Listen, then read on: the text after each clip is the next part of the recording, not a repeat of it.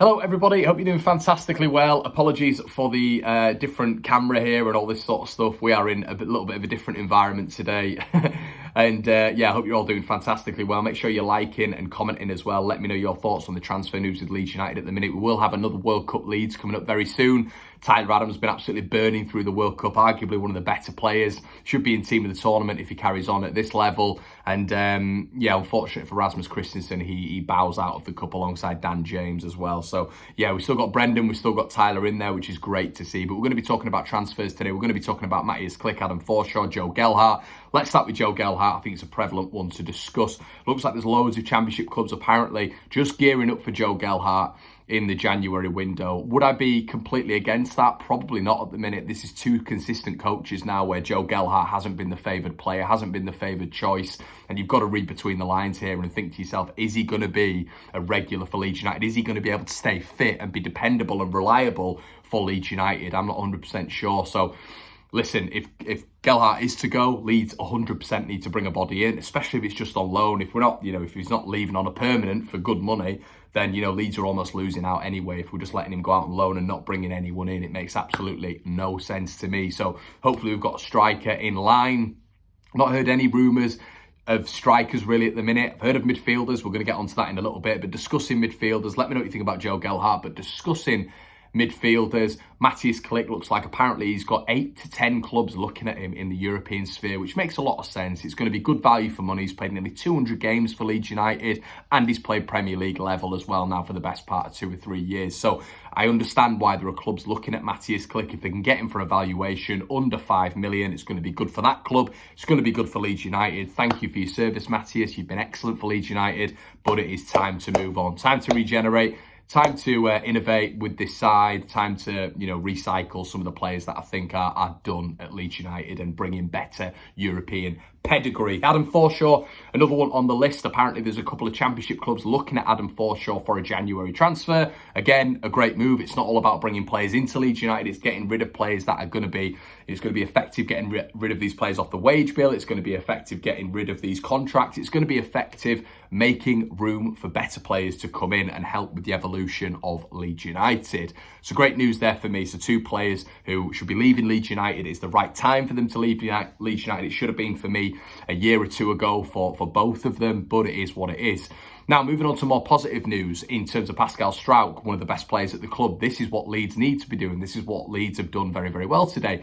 Offered him a new contract. Looks like he's going to be signed down to 2027, another 5 years in the beautiful white prestige colour. Fantastic news. Listen, Pascal Struijk, I think he's going to be one of those talents that we're going to look back on in years to come and think, wow, Leeds did produce that. Leeds were able to galvanise such an incredible young player to a really decent level. And I think Pascal is one of the players at the club, probably top 3, top 4 players at the club in terms of his versatility, his level of performance week in, week out. He can do it in defensive midfield. He can do it centre-back where we all want him. He can do it left back. And I think he's just so dependable, so reliable. Those two words which we always talk about, which players maybe like Patrick Bamford and Joe Gelhardt aren't.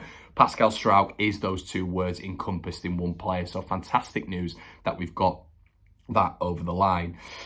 So yeah, a few rumours on the mill as well when it comes to Kudus, the Ghanaian midfielder. Leeds have been linked with him. He's an Ajax midfielder, and apparently Leeds have been looking at this guy for a while, and apparently there are other clubs now interested in his services. So yeah, Sasa as well, the Serbian midfielder, another one that Leeds United are apparently interested in. Don't know too much about him, but what I can tell you about him is that there are multiple clubs in for him. There are multiple clubs in for Kudus as well, who seems to be tearing it up for Ghana at the minute. And obviously Sasa, the Serbian midfielder, has been is of interest as well. So yeah, I'm not 100% sure that Leeds are going to be able to get those ones over the line with the profile of player that they are and the club that we are at the minute. You look at previous examples, Joseph Guardiola, who we've just I've just watched in the Belgium-Croatia game, arguably the best player on the pitch when it comes to defensive contribution.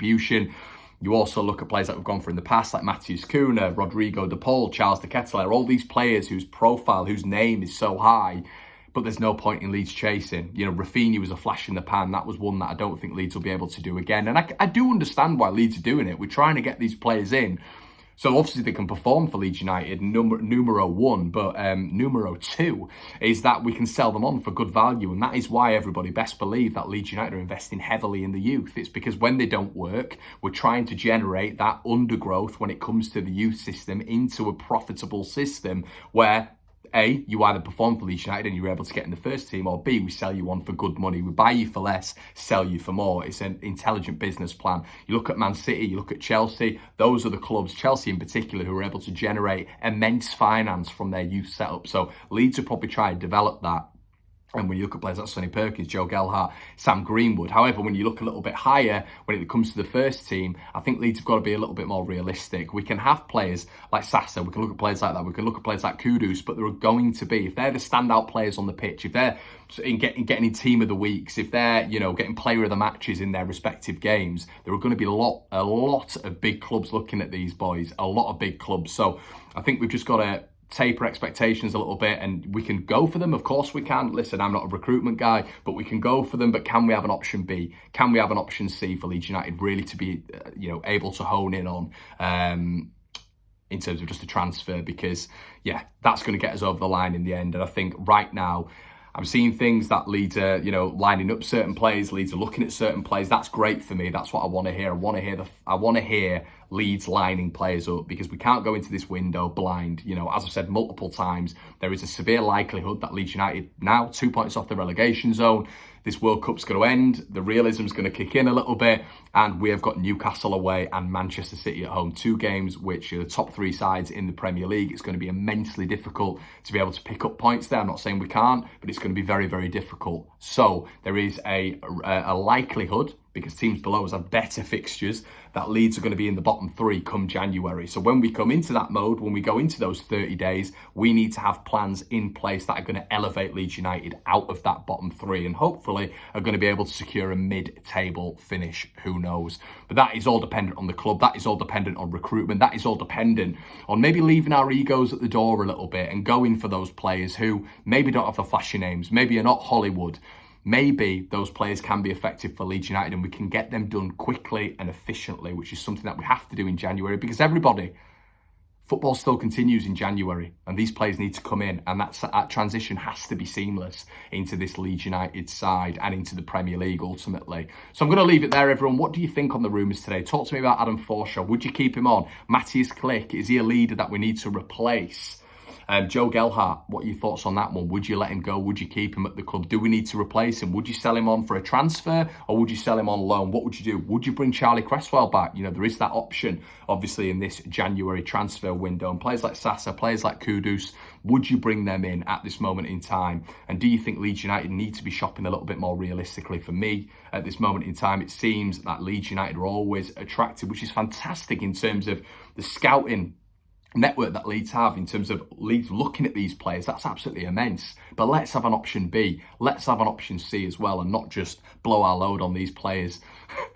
Sound a bit wrong, but you know what I'm trying to get at. But just get so fixated on these players for 30 days, because I think that's naturally going to be quite counterintuitive. Guys, let me know exactly what you think. Apologies for the setting, a little bit different. As I say, I've just got home, but I wanted to get a video out for you guys tonight. Let me know exactly what you think in the comment section below. I'll see you in a bit. Cheers.